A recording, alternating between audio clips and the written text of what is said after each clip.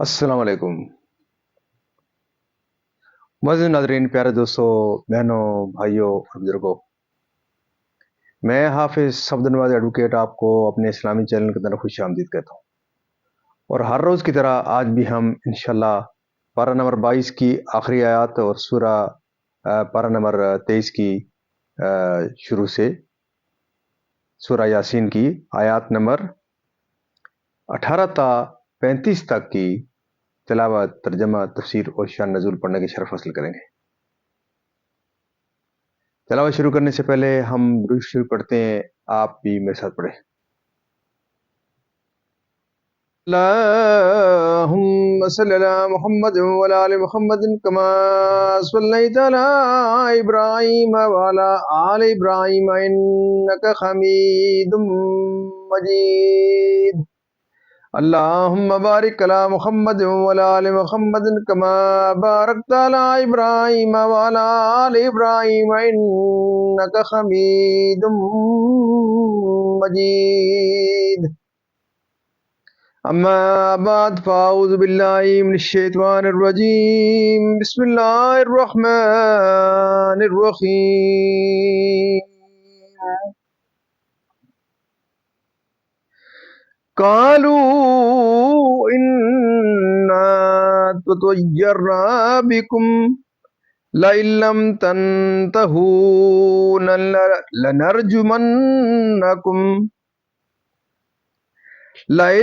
تنتهوا لنرجمنكم وليمسنكم منا عذاب أليم. قالوا طائركم معكم أئن ذكرتم بل أنتم قوم مسرفون. وجاء من أقصى المدينة رجل يسعى قال يا قوم اتبعوا المرسلين اتبعوا من لا يسألكم أجرا وهم مهتدون. وما لي لا أعبد الذي فطرني وإليه ترجعون. أأتخذ من دونه آلهة إن يردني الرحمن بضر لا تغني عني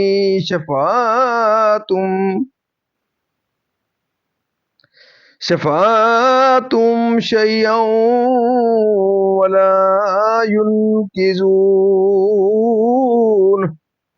إني إذا لفي ضلال مبين. إني آمنت بربكم فاسمعون.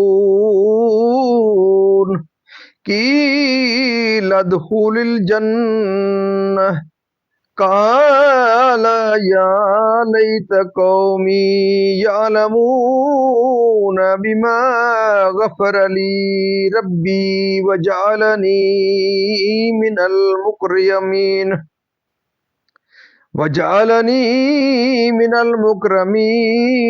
وما أنزلنا على قومه من بعده من جند من السماء وما كنا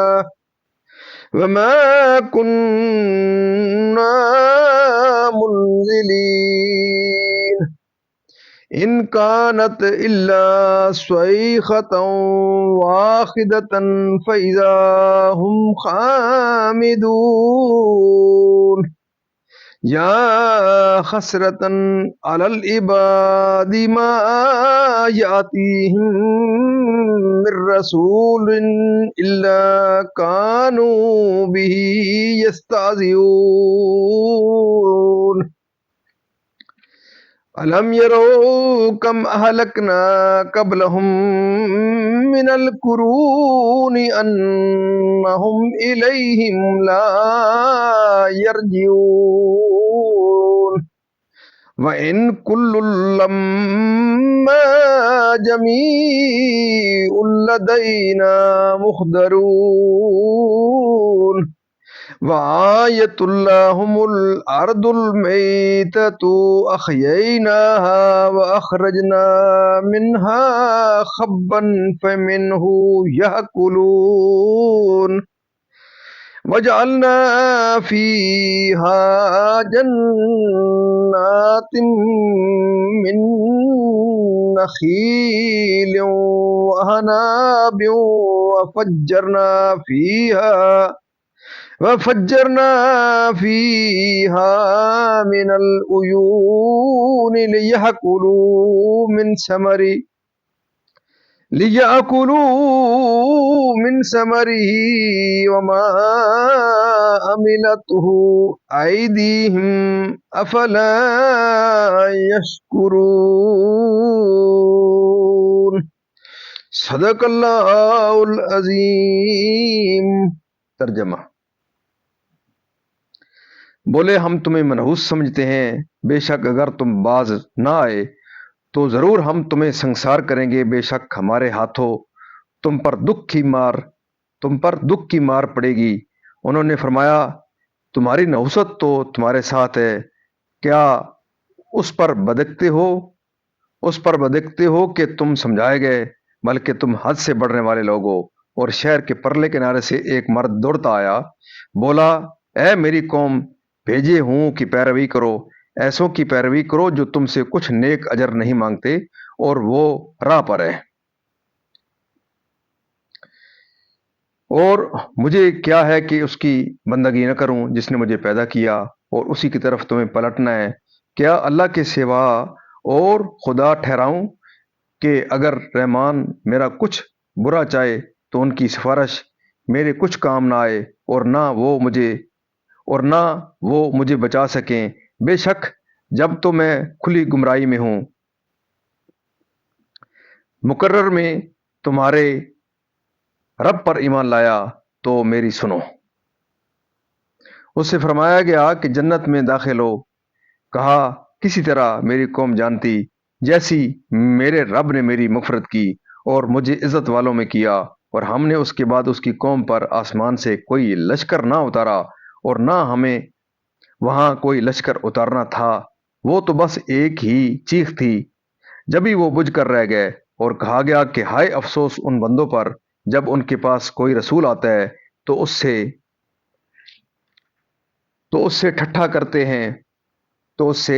ہی کرتے ہیں۔ کیا انہوں نے نہ دیکھا ہم نے ان سے پہلے کتنی سنگتیں ہلاک فرمائیں کہ وہ اب ان کی طرف پلٹنے والے نہیں، اور جتنے بھی ہیں سب کے سب ہمارے حضور حاضر لائے جائیں گے، اور ان کے لیے ایک نشانی مردہ زمین ہے، ہم نے اس سے زندہ کیا اور پھر اس سے اناج نکالا تو اس میں سے کھاتے ہیں، اور ہم نے اس میں باغ بنائے کھجوروں اور انگوروں کے، اور ہم نے اس میں کچھ چشمے بہائے کہ اس کے پھلوں میں سے کھائیں، اور یہ ان کے ہاتھ کے بنائے نہیں تو کیا حق نہ مانیں گے۔ معزز ناظرین، یہاں تک اس کا ترجمہ اختتام پذیر ہوا۔ اب اس کی جو تفسیر تسلسل سے چل رہی ہے وہاں سے انشاءاللہ اس کی شروع کرتے ہیں تفسیر۔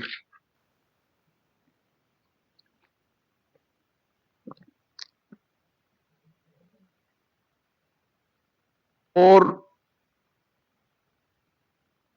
آیت کی تفسیر میں یہ بھی کہا گیا کہ آثار سے مراد وہ قدم ہے جو نمازی مسجد کی طرف چلنے میں رکھتا ہے، اور اس معنی پر آیت کی شان نزول یہ بیان کی گئی ہے کہ بنی سلمہ مدینہ طیبہ کے کنارے پر رہتے تھے، انہوں نے چاہا کہ مسجد شریف کے قریب آ بسیں، اس پر یہ آیت نازل ہوئی، اور سید عالم صلی اللہ علیہ وسلم نے فرمایا کہ تمہارے قدم لکھے جاتے ہیں، تم مکان تبدیل نہ کرو، یعنی جتنی دور سے آؤ گے اتنی ہی قدم زیادہ پڑیں گے اور اجر و ثواب زیادہ ہوگا، یعنی لوح محفوظ میں۔ اس شہر سے مراد انطاکیہ ہے۔ یہ ایک بڑا شہر ہے، اس میں چشمے ہیں، کئی پہاڑ ہیں، ایک سنگین شہر پناہ ہے، 12 میل کے دور 12 میل کے دور میں بستا ہے۔ حضرت عیسیٰ علیہ السلام کے واقعہ کا مختصر بیان یہ ہے کہ حضرت عیسیٰ علیہ السلام نے اپنے 2 حواریوں صادق اور صدوق کو صادق اور صدوق کو انطاکیہ بھیجا تاکہ وہاں کے لوگوں کو جو بت پرست تھے دین حق کی دعوت دیں۔ جب یہ دونوں شہر کے قریب پہنچے تو انہوں نے ایک بوڑھے شخص کو دیکھا کہ بکریاں چرا رہا ہے۔ اس شخص کا نام حبیب نجار تھا۔ اس نے ان کا حال دریافت کیا۔ ان دونوں نے کہا کہ ہم حضرت عیسیٰ علیہ السلام کے بھیجے ہوئے ہیں، تمہیں دین حق کی دعوت دینے آئے ہیں کہ بت پرستی چھوڑ کر خدا پرستی اختیار کرو۔ حبیب نجار نے نشانی دریافت کی۔ انہوں نے کہا کہ نشانی یہ ہے کہ ہم بیماروں کو اچھا کرتے ہیں، اندھوں کو بینا کرتے ہیں، برس والے کا مرض دور کر دیتے ہیں۔ حبیب نجار کا ایک بیٹا 2 سال سے بیمار تھا۔ انہوں نے اس پر ہاتھ پھیرا، وہ تندرست ہو گیا۔ حبیب ایمان لائے اور اس واقعے کی خبر مشہور ہو گئی تاکہ ایک خلق کثیر نے ان کے ہاتھوں اپنے امراض سے شفا پائی۔ یہ خبر پہنچنے پر بادشاہ نے انہیں بلا کر کہا کہ کیا ہمارے معبودوں کے سوا اور کوئی معبود بھی ہے؟ ان دونوں نے کہا ہاں، وہی جس نے تجھے اور تیرے معبودوں کو پیدا کیا۔ پھر لوگ ان کے درپے ہوئے اور انہیں مارا۔ یہ دونوں قید کر لیے گئے۔ پھر حضرت عیسیٰ علیہ السلام نے شمعون کو بھیجا۔ وہ اجنبی بن کر شہر میں داخل ہوئے اور بادشاہ کے مصاحبین و مقربین سے راہ و رسم پیدا کر کے بادشاہ تک پہنچے اور اس پر اپنا اثر پیدا کر لیا۔ جب دیکھا کہ بادشاہ ان سے خوب مانوس ہو گیا ہے تو ایک روز بادشاہ سے ذکر کیا کہ 2 آدمی جو قید کیے گئے ہیں، کیا ان کی بات سنی گئی تھی؟ وہ کیا کہتے تھے؟ بادشاہ نے کہا کہ نہیں۔ جب انہوں نے نئے دین کا نام لیا فوراً ہی مجھے غصہ آ گیا۔ شمعون نے کہا اگر بادشاہ کی رائے ہو تو انہیں بلایا جائے، دیکھیں ان کے پاس کیا ہے۔ چنانچہ وہ دونوں بلائے گئے۔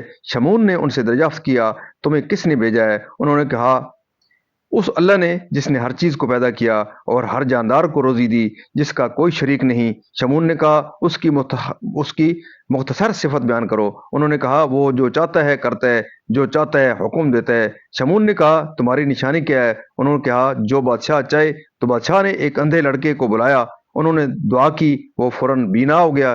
شمعون نے بادشاہ سے کہا کہ اب مناسب یہ ہے کہ تو اپنے معبودوں سے کہہ کہ وہ بھی ایسا ہی کر کے دکھائیں تاکہ تیری اور ان کی عزت ظاہر ہو۔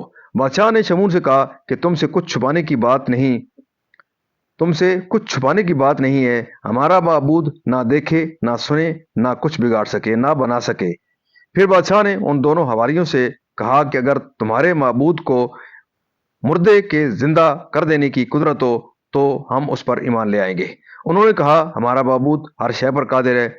بادشاہ نے ایک دہقان کے لڑکے کو منگایا جس کو مرے ہوئے 7 دن ہو گئے تھے اور جسم خراب ہو چکا تھا، بدبو پھیل رہی تھی۔ ان کی دعا سے اللہ تعالیٰ نے اس کو زندہ کیا اور وہ اٹھ کھڑا ہوا اور کہنے لگا کہ میں مشرک مرا تھا، مجھ کو جہنم کے 7 وادیوں میں داخل کیا گیا۔ میں تمہیں آگاہ کرتا ہوں کہ جس دین پر تم ہو بہت نقصان دہ ہے۔ ایمان لاؤ۔ اور کہنے لگا کہ آسمان کے دروازے کھلے اور ایک حسین جوان مجھے نظر آیا جو ان تینوں شخصوں کی سفارش کرتا ہے۔ بادشاہ نے کہا کون 3؟ اس نے کہا کہ ایک شمعون اور 2 یہ۔ بادشاہ کو تعجب ہوا۔ جب شمعون نے دیکھا کہ اس کی بات بادشاہ پر اثر کر گئی تو اس نے بادشاہ کو نصیحت کی۔ وہ ایمان لایا اور اس کی قوم کے کچھ لوگ ایمان لائے اور کچھ ایمان نہ لائے اور عذاب الہی سے ہلاک کیے گئے۔